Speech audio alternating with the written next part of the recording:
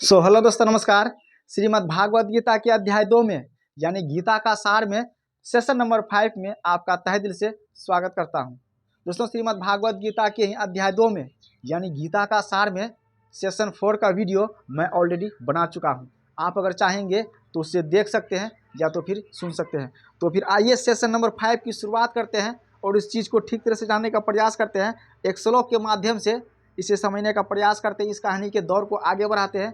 एक श्लोक के जरिए, एक श्लोक के माध्यम से सेशन नंबर 5 की शुरुआत करते हैं। तो फिर आइए, एक श्लोक है आज जो कि मैं आप लोगों के समक्ष पढ़ना चाहूँगा। श्लोक कह रहा है, इयम ही नो व्यथयन्ते पुरुषम पुरुषसर्भ सम दुख खसुखम धीरम सो अमृतत्ये कल्पते।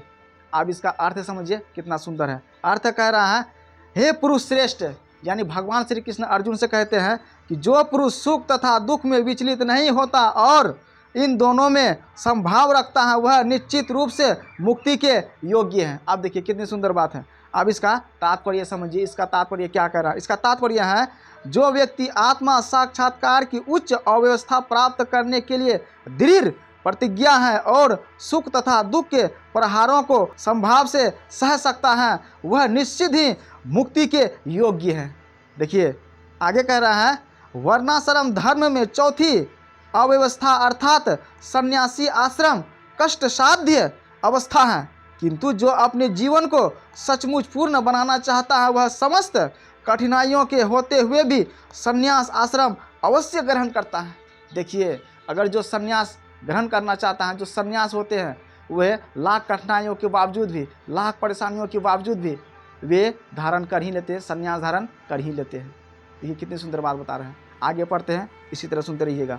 ये कठिनाइयाँ पारिवारिक संबंध विच्छेद करने तथा पत्नी और संतान से संबंध तोड़ने के कारण उत्पन्न होती हैं, किंतु यदि कोई इन कठिनाइयों को सह लेता है तो उसके आत्मा साक्षात्कार का पथ निकटस्थ हो जाता है। अतः अर्जुन को क्षत्रिय धर्म निर्वाह में दृढ़ रहने के लिए कहा जा रहा है। भले ही स्वजनों या अन्य प्रिय व्यक्तियों के साथ युद्ध करना कितना ही दुष्कर क्यों न हो, भगवान चैतन्य ने 24 वर्ष की अवस्था में ही संन्यास ग्रहण कर लिया था।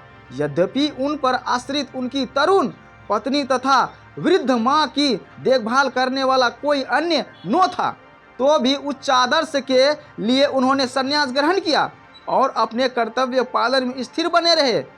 भव बंधन से मुक्ति पाने का यही एक मात्र उपाय है। अब देखिए, फिर एक श्लोक आते हैं, एक श्लोक को समझने का प्रयास करते हैं। श्लोक है, नास्तो विद्यते भावो न भावो विद्यते सतः। ध्यान से सुनिएगा। उभयोरोपि दृष्टो अंत सत्व नयोस्त तत्व दिभर्षि।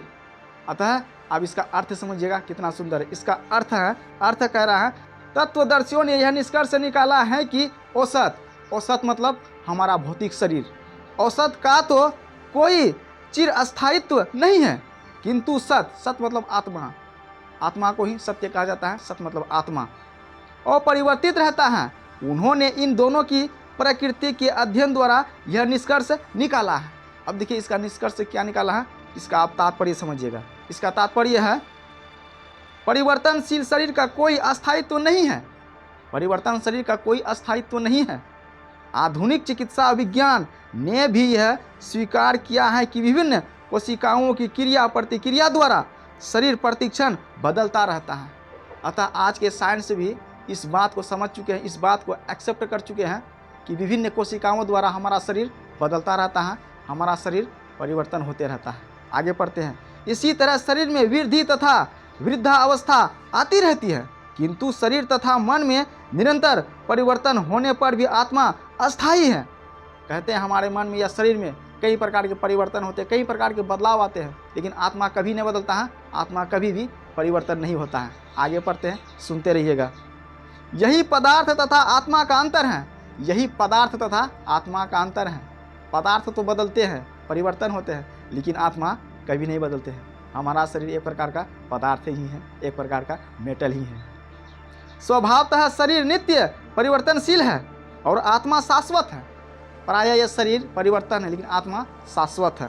तत्वदर्शियों ने, चाहे वे निर्विशेषवादी हो या सगुणवादी, इस निष्कर्ष की स्थापना की है विष्णु पुराण में कहा गया है कि विष्णु तथा उनके धाम स्वयं प्रकाश से प्रकाशित हैं। सत्य तथा असत्य शब्द आत्मा तथा भौतिक पदार्थ के ही द्योतक हैं। सभी तत्वदर्शियों की यह स्थापना है। यहीं से भगवान द्वारा अज्ञान से मोहग्रस्त जीवों को उपदेश देने का शुभ आरंभ होता है। अज्ञान को हटाने के लिए आराधक और आराध्य के बीच पुनः शाश्वत संबंध स्थापित करना होता है और फिर अंश रूप जीवों तथा श्री भगवान के अंतर को समझना होता है। कोई भी व्यक्ति आत्मा के अध्ययन द्वारा परमेश्वर के स्वभाव को समझ सकता है। आत्मा तथा परमात्मा का अंतर अंश तथा पूर्ण के अंतर के रूप में है। वेदांत सूत्र तथा श्रीमद् भागवत में परमेश्वर को समस्त उद्भवों यानी प्रकाश का मूल माना गया है। ऐसे उद्भवों का अनुभव परा तथा अपरा प्राकृतिक कर्मों द्वारा किया जाता है। जीव का संबंध परा प्राकृतिक से है, जैसा कि 7वें अध्याय से स्पष्ट होगा। यद्यपि शक्ति तथा शक्तिमान में कोई अंतर नहीं है, किंतु शक्तिमान को परम माना जाता है और शक्ति या प्राकृतिक का गुण। अतः सारे जीव उसी तरह परमेश्वर के सदैव अधीन रहते हैं, जिस तरह सेवक स्वामी के या शिष्य गुरु के अधीन रहता है। अज्ञान अवस्था में ऐसे स्पष्ट ज्ञान को समझ पाना असंभव है। अतः ऐसे अज्ञान को दूर करने के लिए सदा सर्वदा के लिए जीवों को प्रबुद्ध करने हेतु भगवान भागवत गीता का उपदेश देते हैं। देखिए कितनी सुंदर बात है। आगे पढ़ते हैं, सुनते रहिएगा। एक श्लोक के माध्यम से इसे समझने का प्रयास करते हैं। एक श्लोक है, अविनाशी तु तद्विद्ये ने सर्वंदम ततम विनाशाय व्यमस्यस्य नो क्रुचि तु कर्महिति। अतः इसका अर्थ समझिए कितना सुंदर है। इसका अर्थ है जो सारे शरीर में व्याप्त हैं, जो सारे शरीर में व्याप्त हैं, जो सारे शरीर में व्याप्त हैं उसे ही तुम अविनाशी समझो। जो तुम्हारे सारे शरीर में व्याप्त हैं उसे ही अविनाशी समझो। उस अवयव आत्मा को नष्ट करने में कोई भी समर्थन नहीं है। अब इसका तात्पर्य समझिए। तात्पर्य है इस श्लोक में संपूर्ण शरीर में व्याप्त आत्मा की प्रकृति का अधिक स्पष्ट वर्णन हुआ है। सभी लोग समझते हैं कि जो सारे शरीर में व्याप्त है वह चेतना है। प्रत्येक व्यक्ति को शरीर में किसी अंश या पूरे भाग में सुख दुख का अनुभव होता है, किंतु चेतना की यही व्याप्ति किसी के शरीर तक ही सीमित रहती है। एक शरीर के सुख तथा दुख का बोध दूसरे शरीर को नहीं हो पाता। फलतः प्रत्येक शरीर में व्यष्टि आत्मा है और इस आत्मा की उपस्थिति का लक्षण व्यष्टि चेतना द्वारा परिलक्षित होता है। इस आत्मा को बाल के अग्रभाग के 10,000वें भाग के तुल्य बताया जाता है। श्वेताश्वर उपनिषद में इसकी पुष्टि हुई है। अब देखिए इसकी पुष्टि कैसी हुई है। यदि बाल के अग्रभाग को 100 भागों में विभाजित किया जाए और फिर उनमें से प्रत्येक भाग को 100 भाग में विभाजित किया जाए तो इस तरह के प्रत्येक भाग की माप आत्मा का परिमाप है। देखिए कितनी गहरी बात छुपी हुई है, कितनी बड़ी जानकारी लिखी हुई है। कहते हैं अगर एक बाल है आपके पास, उस बाल को आप 10,000 टुकड़ों में विभाजन कीजिए, फिर उस प्रत्येक टुकड़े को 10,000 भागों में विभाजित किए। उसका जितना भी छोटा अंश रहेगा, जितना भी सूक्ष्म से सूक्ष्म कण रहेगा, छोटा रहेगा, वही आत्मा का रूप है, वही आत्मा का स्वरूप है। आप समझ सकते हैं कि आत्मा का स्वरूप कितना छोटा होता है। भले ही वे आत्मा का स्वरूप छोटा हो सकता है, लेकिन जब भी हमारे शरीर में है वही आत्मा के बदौलत ही हम चमकते हैं, निखरते हैं, हमारा शरीर वृद्धि करता बढ़ते हैं, हमारे कोशिकाएं बदलते हैं, हमारा शरीर परिवर्तन होता है, वही आत्मा के कारण। जब हमारे शरीर से वे आत्मा निकल जाएंगे तो ये शरीर किसी काम का नहीं रहेगा, बेकार पदार्थ बन जाएगा। देखिए कितनी सुंदर बात बता रहे हैं। इसीलिए भागवत गीता हमें समझनी चाहिए। तो फिर आइए आगे पढ़ते हैं। आत्मा के परमाणुओं के अनंत कण हैं जो माप में बाल के अगले भाग यानी नोक के 10,000वें भाग के बराबर है। सुनिएगा कितनी मजेदार किस्से हैं। इस प्रकार आत्मा का प्रत्येक कण भौतिक परमाणुओं से भी छोटा है और ऐसे असंख्य कण हैं।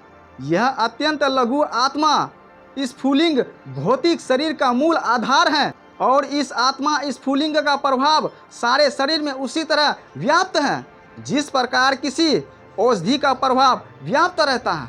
आत्मा की यही धारा यानी विद्युत धारा के अनुसार सारे शरीर में चेतना के रूप में अनुभव की जाती हैं और यही आत्मा के अस्तित्व का प्रमाण है। आत्मा के अस्तित्व का प्रमाण है। समझ जाओ यारो। सामान्य से सामान्य व्यक्ति भी समझ सकता है, सामान्य से भी व्यक्ति समझ सकता है, साधारण से साधारण व्यक्ति भी समझ सकता है, लेकिन समझने के लिए उसके पास ज्ञान होना चाहिए, समझने के लिए उसके पास इच्छा शक्ति होनी चाहिए। तो फिर आइए आगे पढ़ते हैं। सामान्य से सामान्य व्यक्ति भी समझ सकता है कि यह भौतिक शरीर चेतना रहित होने पर मृतक हो जाता है। चेतना रहित यानी जैसे उस शरीर के अंदर से चेतना निकल जाते हैं, आत्मा निकल जाते हैं, वे शरीर किसी काम का नहीं रहते हैं, मृतक हो जाता है। वह शरीर मर जाता है, मृतक हो जाता है। देखिए कितनी सुंदर बात है। और शरीर में इस चेतना को किसी भी भौतिक उपचार से वापस नहीं लाया जा सकता है। एक बार आत्मा निकल जाने के बाद कितनों भी दिमाग लगा लीजिए, कोई भी बड़ा डॉक्टर या कोई भी बड़ी औषधि ऐसी नहीं है जो फिर से उस आत्मा को उस शरीर में वास करा सके। एक बार अगर वे चेतना, वे आत्मा शरीर से निकल जाते हैं, फिर दोबारा आत्मा उसमें इंटर नहीं करता है। ये कितनी बड़ी बात है।